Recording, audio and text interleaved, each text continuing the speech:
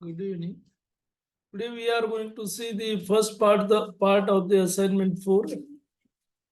So in this we have first, that is the moment area method of structural analysis can be applied for.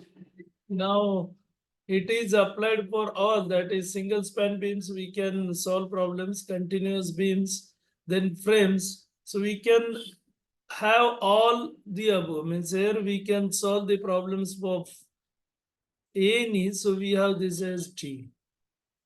Then we have second problem in the case of simply supported beam.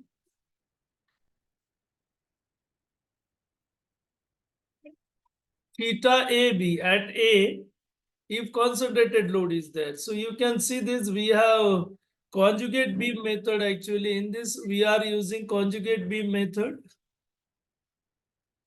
So we have conjugate beam is the simplest method. I will share video of that basic to you. In this shear force we have slope, bending moment we have deflection. We have to go for conjugate beam. So if we will go through video, then you will get is conjugate beam. And on this conjugate beam, loading is BM diagram.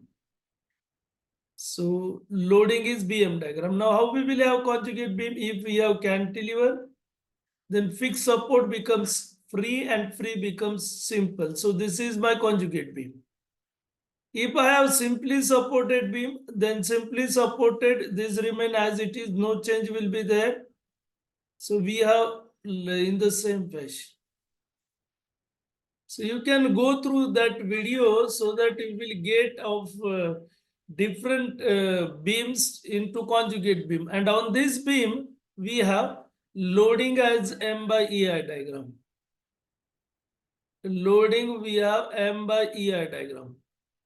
So now you can see in this, we have this first part where we have concentrated load. So we have applied, then given beam, M by EI diagram, simply supported as it is. And on this, we have this bending moment diagram, PL upon 4EI.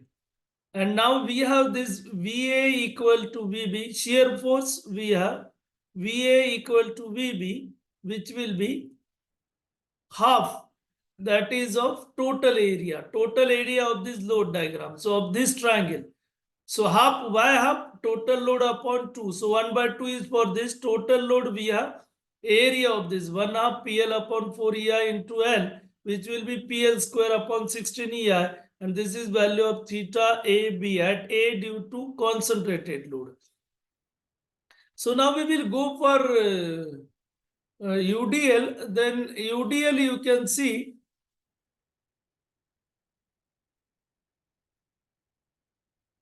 So we have UDL, then we have this WL square by 8 EI, then this is conjugate beam and loading on this. And from this we will get value of VA. So we have, this is VA total load by 2. And as it is parabola, so we have 2 by 3. So this is VB. 2 by 3 WL square upon 8 EI. So this becomes WL cube upon 24 EI. So theta AU. So that is mentioned over here, theta AU. And we have this value WL cube upon 24 here. We have to write in terms of theta AB. We are interested relationship between theta AE and theta AU. Then we can write it WL cube upon 8 into 3. We require 16. So we will multiply and divide by 2. And from this we will get theta AU, that is equal to 2 by 3 WL cube upon 16 EI. So this WL cube upon 16 EI. So this W into L, because this WL we have P, because they have clearly mentioned. The total load we have P only. So W into L is P. And therefore it becomes 2 by 3 PL square upon 16 EI. And then if we will go for this, so how we will write it?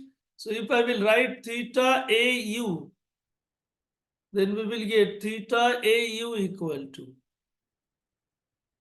AU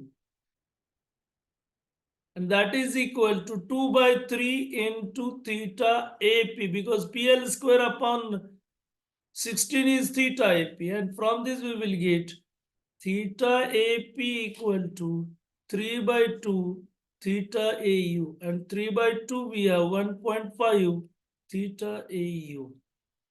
So you can see theta AP is 1.5 theta AU. So we have option that is C. Now we will go to the next problem for the cantilever beam length 2 meter. A downward point load P, we have this download point load P, and anti-clockwise moment M is applied. So we have this anti-clockwise moment M is applied. Now to get the deflection 0, now due to P, we have deflection in the downward direction, and due to M, we have deflection in the upward direction. Means we can write deflection due to P should be equal to deflection due to M, and then only we will have overall deflection equal to 0. Now this L we have given 2 meter. So this becomes PL upon 2 EI. This we can write as 2P upon EI. Because L we have 2 meters. So this is 2P upon EI. Now I already mentioned bending moment at B will be deflection at B. So delta at B equal to M at B. Now how we will get? We have total load will act at centroid. So what will be total load? 1/2. Base we have 2 into height we have 2P by EI. So we have this becomes 2P upon EI. 2 gets cancelled. Where it will act? It will act at 2/3 of 2. 2/3 of 2. And then we will have load, we have 2P upon EI into we have 2/3 of 2.